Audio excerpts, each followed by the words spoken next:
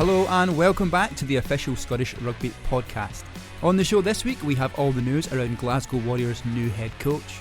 We have all the details around Scotland's summer tour to South Africa and New Zealand. Plus, Mossy and I reflect on all the rugby from the weekend. Right, Mossy, I thought we would start off with some breaking news. So I'm just going to read from the release. Scotland assistant coach Danny Wilson has been appointed head coach of Guinness Pro 14 side Glasgow Warriors. Now, big news for Scotland and for Glasgow. We knew Dave Rennie was leaving in the season. This is a new twist to that tale, I guess. Yeah, massive news, isn't it? We assumed Dave was going to be leaving. There was a slim chance that he would remain, but obviously just to coincide with that, Dave's obviously got to work over in Australia, which is fantastic news for him, and he'll be totally committed till the end of the season. But Danny's a brilliant coach. It's a great appointment for Glasgow, and for Danny is he knows the players, he knows the system. He's been part of it for the last 18 months or so, but he's got a huge amount of coaching experience as a head coach and as an assistant coach, both European experience, Pro 14 experience and international experience. So I think he'll be excited by it. I think there'll be changes in how maybe Glasgow play in terms of kind of intricate details, as there always is when coaches coaching staff change. But he says later on, at least, that he's continued to play quickly, and he wants Glasgow to continue to play quickly, which will be great news for those that like the style that Glasgow play. I certainly do. But he'll bring his own stamp to it, and we wish him well. You mentioned his technical ability and the way that he plays the game. So he's been forwards coach with Scotland. He's moving to a head coach role. What other things have you seen from Danny that he will bring to that role? Well, he's got a lot of head coach experience.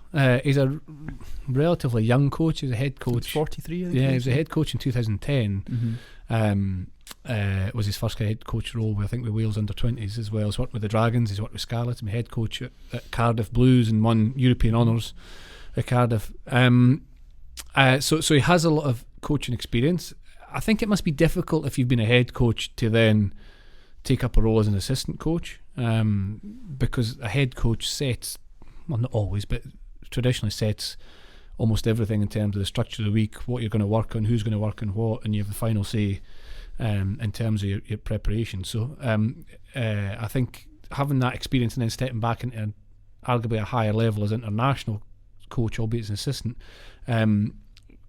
is a great kind of opportunity to learn, having been a head coach, then one that working under a head coach, as to other bits and pieces to pick up and help you. So huge amount of experience, but is very, very clear and very technically sound in terms of breakdown work, rucks, set piece, really detailed, and has a real firm belief and understanding and what he wants from each of the players. So real detail, and the players will, I assume, enjoy working with him. He'll challenge them, and it's hopefully go on and be successful.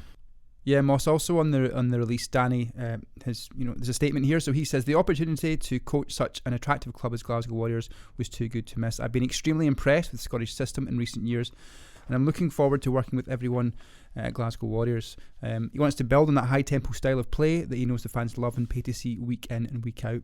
And just the very last line of the statement says that Wilson will continue to work with Scotland until after the 2020 Guinness Six Nations, which is great news, Amos, I guess, that knowing you're going to have your head coach and Dave Rennie there to the end of the season, and there'll be no change in Scotland in or around the Six Nations. So moving back on to the pitch, Mossy, there was a lot of games, a lot of action around the Super6, the Tennis Premiership, but also Scotland women had their first autumn test match at Scotstoun against Wales.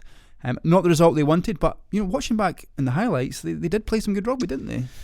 Yeah, disappointing overall. I think the two test victories in South Africa away from home were excellent, as we spoke about with the women last week.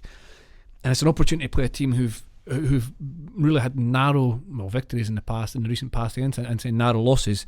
So it was really quite disappointing. I think that it ended up 17-3 to Wales, but I think the women themselves would be disappointed with how far off that seemed. Really, the first half was close, but lost a penalty try just on half time to take it to 17-3, and I think that was the frustration really. Lost it a wee bit up front thereafter, and Wales controlled the possession and were probably more physical. They were more physical in the second half, so it was it was a difficult game. It's a game that it looked like a lot of games that I've been involved in, where the harder you try, the less influence you have in the game, ironically, because you can't get possession, you can't influence it. Everybody's trying, so hard, but in a kind of, not in an individual selfish manner, but just trying so hard that you actually step out away from the collective effort. And Wales just completely controlled it with the physicality and the power. So yeah, that important last effort or last score, penalty try just on half time, meant that I think the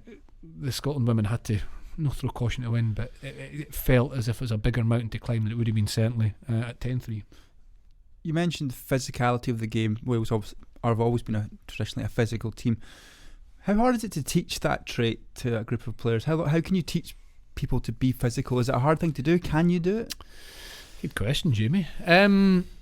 I think you can improve people, but I think it's inside you whether you're physical or not. At the kind of ultimate level, you're either really physical, and a lot of players enjoy the physicality. That's why they play. Other players get good at it when they have to be. So that there's two different kind of mindsets there. I think definitely improve people, but I think you're either a physical person or not. And physicality is spoken about all the time in rugby, and sometimes it kind of grates on me. Yeah, you have to be physical, but it's actually an evasive game.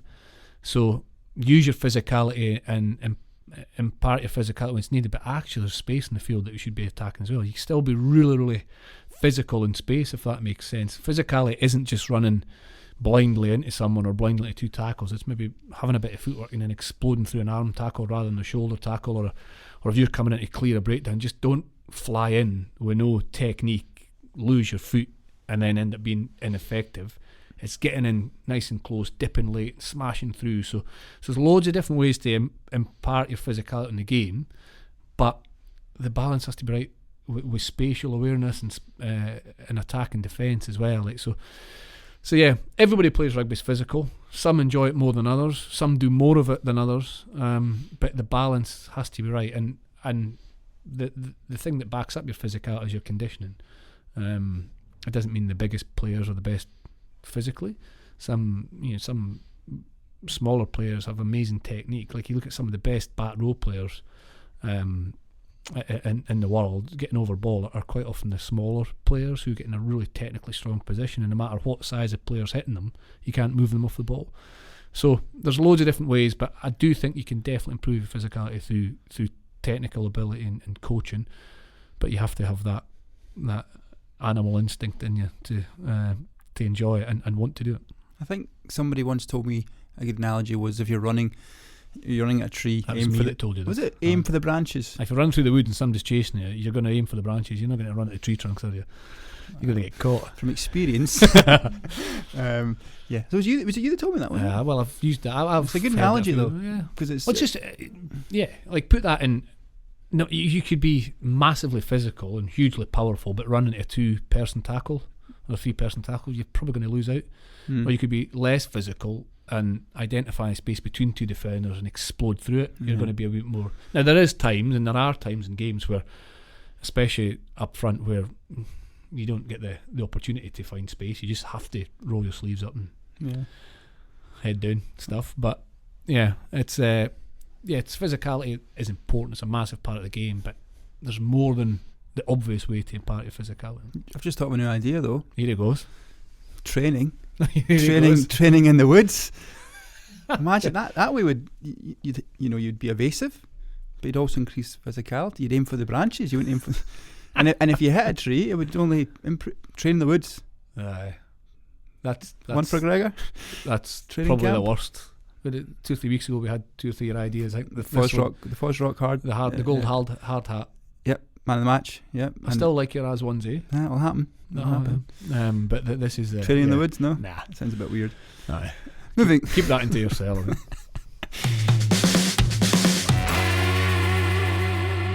So Rachel, how did you feel walking out as captain today?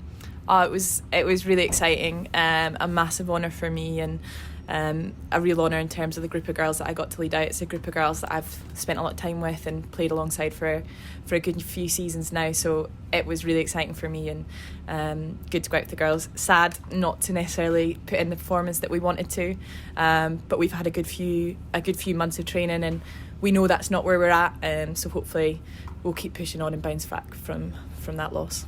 So how do you feel now as a team going into the Japan match next weekend? I think we've got a point to prove.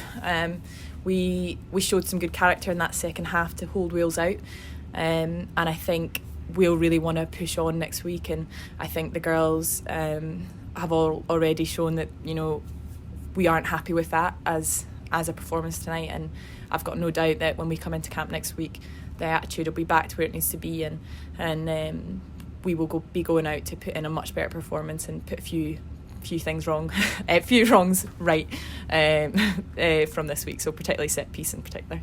And we had 2 new caps today. How excited were you for the 2 girls coming onto the pitch? Oh, you know, they're 2 girls who have been working away for a good while now, and although it was their first cap, it's probably been a wee while coming for them, and particularly Sarah Denham at 10, she's been in the squad for a good few months now, and you know, she's a bit of a workhorse. She keeps herself quite quiet, but she's always working away, and she's been working really hard on her game in terms of learning what we're trying to do, and I thought she did absolutely brilliantly when she came on. Evie is slightly newer to the squad but has fitted in really well and again made a brilliant impact on that second half when she came on as well. So I was thrilled to see them get their first caps. It's a massive honour. That day is really special for anyone, and I think they both did themselves proud. And lastly, the crowd here at Scotstoun, how was that today? Oh, it was fantastic. You know, we weren't expecting it to be probably as loud and as exciting as it was in terms of it being an autumn test rather than maybe one of the bigger games, but the crowd were absolutely brilliant today. Every time we were making a break or they thought the ref made the wrong decision or whatever it was, they were behind us, and that was fantastic, and it really got our spirits up when we were probably under the cosh a little bit today, and you know, that makes all the difference, and we love coming to Scotstoun, and the crowds are just getting better and better. Moving on to FOSROC Super6 now, Mossy. There was again some great fixtures at the weekend. Some teams winning at half time and then losing the game in the second half, or some draws. I mean, it had a bit of everything, didn't it? It's brilliant. It's I mean, over the first 2 weeks, the 6 games, they've all been really close. So the one that probably ended up not being as close was Watsonians win at Herod 32-17. Take that out of it, the rest of them have been kind of in and around the one score over the 2 score max over the couple of weeks. So real intensity and some more cracking games. The draw at Stirling between Stirling and the Southern Knights was dramatic, as you say. A final kick after the hooter try and conversion from reasonably wide out to get that draw was really important for the Southern Knights. Obviously lost at home the week before, just really narrowly to Watsonians. So to get that draw away from home was really important for them. And Watsonians top the table at the moment. They've got 9 points. Stirling 7, Ayrshire Bulls 5, Herets on 4, Southern Knights on 3, Boroughmuir Bears on 2. So Boroughmuir Bears have lost their opening 2 games, but they've picked up bonus points. Again, really close. And they play at home to Herets on Friday night this week. So that'll be a really big one for the Bears to get that first win. But as you say, the games are close. Yeah, and you know, Herets were, I think, 17-12 up at half time against Watsonians, and then Watsonians go on to win that game 32 points to 17. So Herets didn't get any points in that second half, did they? They got no possession either. Watsonians were strong, really strong. They I missed the first half live. I was at my wee man's rugby, but when I came back, I watched the second half live, and then I watched the first half at a later time. And it was like 2 different games. Watsonians in the second half completely dominated. They played really accurate, clever rugby, attacked short sides, scored good tries, had a balance to them, had a physicality to them, and Herets couldn't really get possession until the last few minutes where Herets had 1 or 2 opportunities of 5-metre scrums. But I thought it was a really clinical performance from Watsonians, and so I watched the second half first, if that made sense. Right. And I was so impressed, but they'd be disappointed with the first half. Some brilliant tries, a brilliant 40 minutes of rugby, and Herets were playing some awesome stuff as well. But it was quite interesting to watch it second half first, because I just assumed that the Watsonians had played as well in the first half, but Harris were leading. Yeah, and similar story, I guess, with Stirling County against Southern Knights. 19-3 at half time, and then the game finishes 24-24.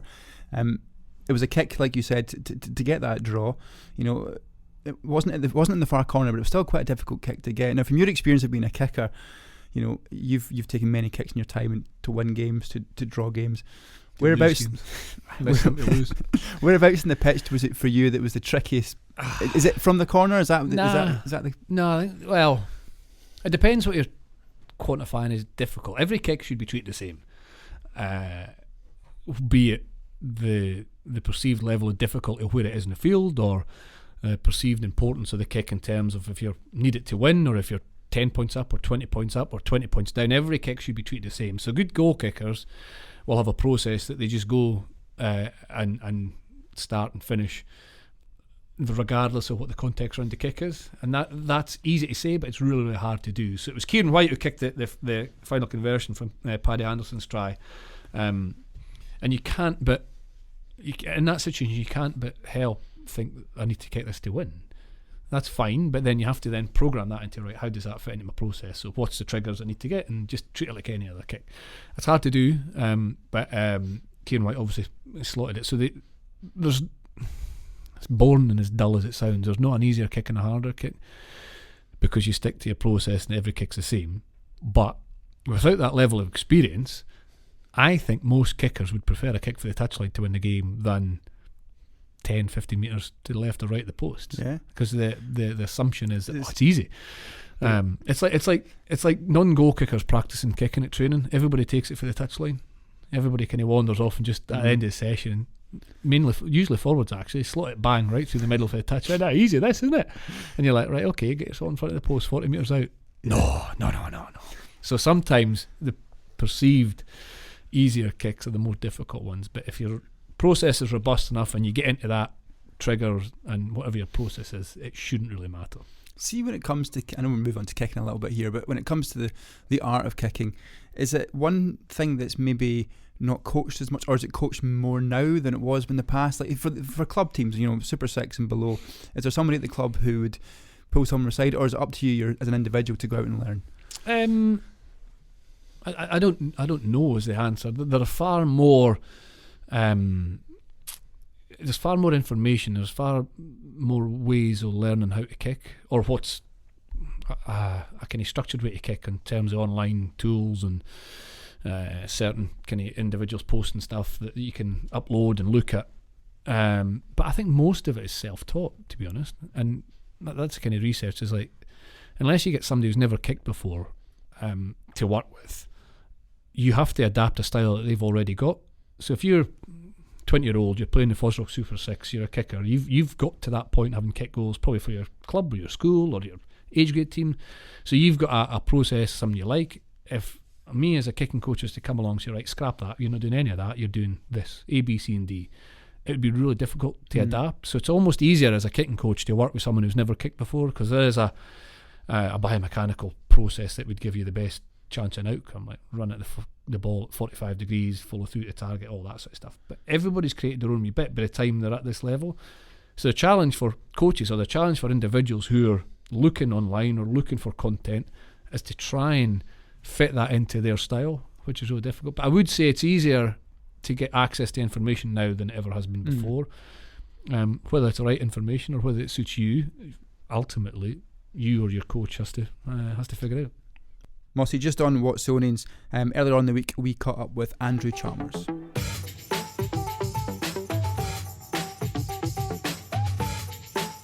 This will be probably my 6th or 7th season at the club, so I've kind of seen it in the Nat 1 days, and then obviously getting promoted to Premiership. And I think securing the Super 6 position was crucial for the club, really, just to keep growing as it has been over the last few years. So definitely for me it's a big deal. Really big deal for me to be involved in that, but also I'm sure for the club. So my debut was in Gala down in Netherdale. I was coming off the bench. I actually came off the bench to swap with Marcus DeRolle at the time, so he was player coach at the time. I'd watched him on TV a lot, so even just that in the first place was quite a big deal. And it was a snowy day actually, and obviously the pitch was fine, but it was snow all around.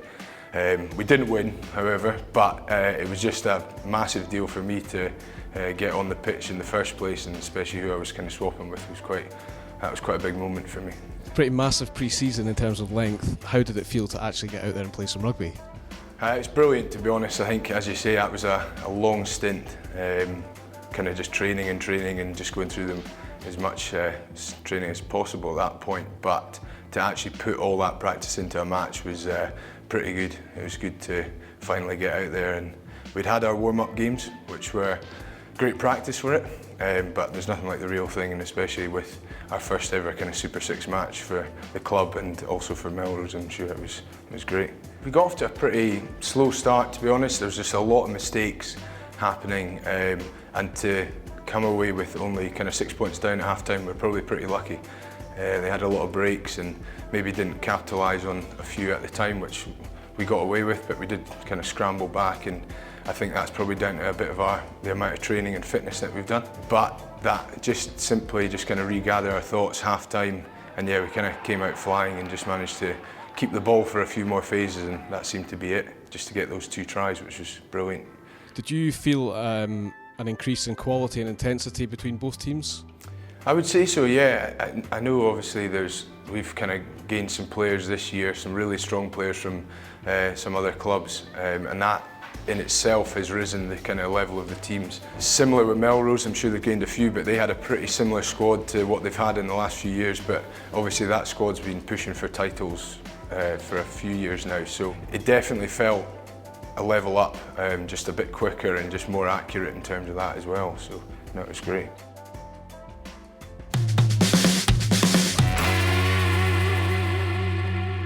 So moving on to round 3, looking ahead to the fixtures this weekend.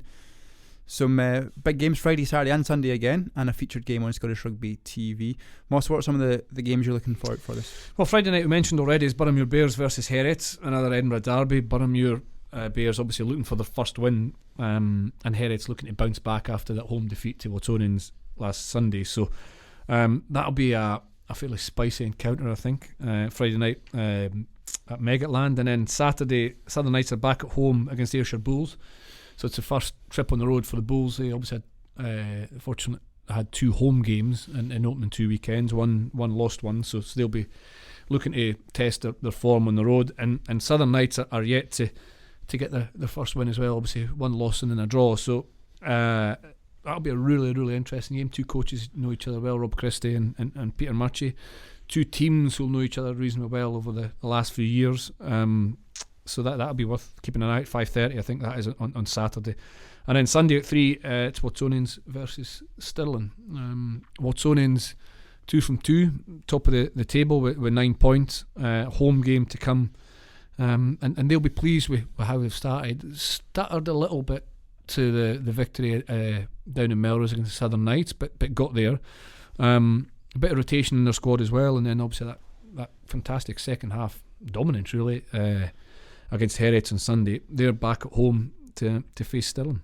And just on that Watsonians game at the weekend against Stirling, Mossy, that is our featured game on Sunday, live across Scottish Rugby TV. But if you want any more information around the FOSROC Super 6, just simply head to scottishrugby.org.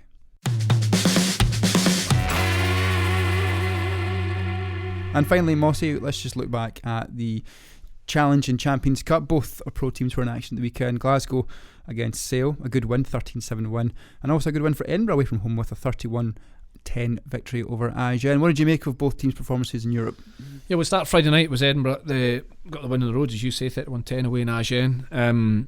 5-point victory. Bonus point came in the kind of almost the final play. It was late on after scoring 3 first half tries, and some of the first half attack was brilliant. As we spoke about last week, quite a mixed team in terms of younger players and older returning players, but I tell you what, brilliant to see the level of performance it delivered, and it makes it pretty difficult to pick the team for this weekend, because we've got a lot of players playing well. 3 quick tries in the first half, which is important after going 3-0 down for Edinburgh. And I suppose the assumption is that the second half wasn't as great, because you're chasing the bonus point from about the 33rd or 34th minute, but didn't play particularly poorly in the second half. Just Agen came into it. One or two missed opportunities for Edinburgh, but then Agen scored, and there was one or two missed opportunities for Agen as well. So it was probably a tougher fight than the 31-10 suggests. But the moments of quality from Edinburgh meant they fully deserved a bonus point win. So they play Bordeaux this weekend, Friday night here at BT Moneyfield. Bordeaux are second in the top 14.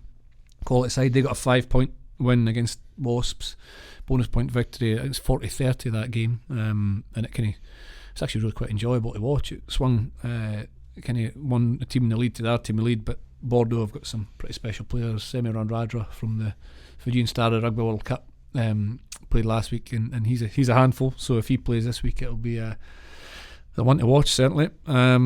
So Edinburgh, 5 points. Need to back up with another win at home on Friday, and I'm sure they can. And Glasgow was a difficult game, really. You play one of the top teams in the English Premiership. Your first game in Europe when you win 13 points to 7. You play really, really well in the first half, totally dominant. And there were so many good bits, but it's funny because I was at Scotstoun Saturday, and there was almost this feeling of a wee bit disappointment at the end of the game. And it's quite funny when you come up against such a stiff challenge, play so well, and it was perceived to be it could have been better, and it could have been better, but shouldn't shy away from the fact that it was actually a top effort to get that victory. Sale were relatively poor in certain areas, but they're a dogged team. They've got some top players, and Glasgow just couldn't quite get the points for their dominant performance in the first half, and probably then looked towards the end of the game rather than keeping going. Go back to 13-7 in the last 5-10 minutes was a bit nerve-wracking, but got over the line, won against the top side, home win in Europe, and the march on to take on Hoggy next week at Sandy Park. Yeah, and on Hoggy, he was in action as well. Finn was playing for Racing, and a few. Duncan Taylor got on for Saracens. Sean Maitland started, and any of those boys jump out at the weekend for you? I thought Finn at Racing had a pretty good game. Yeah, it was a good game. That Callum Hunter-Hill actually was started for Saracens. Saracens. Impressed with the physicality he brought in, and did really quite well. It's good to see another one that getting opportunity in the Champions Cup. But yeah, Finn, some of Finn's touches were just classic Finn, weren't they? Yeah. He just looks big smile on his face, happy to take on whatever's needing taken on. One or two mistakes he'll be frustrated with, but he looks to be fitting right in back really quickly to Racing, and it's good. And Hoggy had started well Exeter as well. He's had one or two really nice touches. I read this week that Rob Baxter's really happy with the way he settled in, the way he started.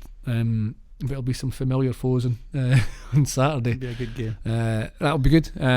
But yeah, that's an important game for Glasgow. Exeter are one of the English teams who looked as if they really, really meant business. An away win, a bonus point away win at La Rochelle opening weekend, and then to get 5 points, and they're the big physical team. So Glasgow will be will have to step up the performance from last week, but I believe they can. That's all from us this week on the official Scottish Rugby podcast. Thank you very much for listening. We'll be back very soon.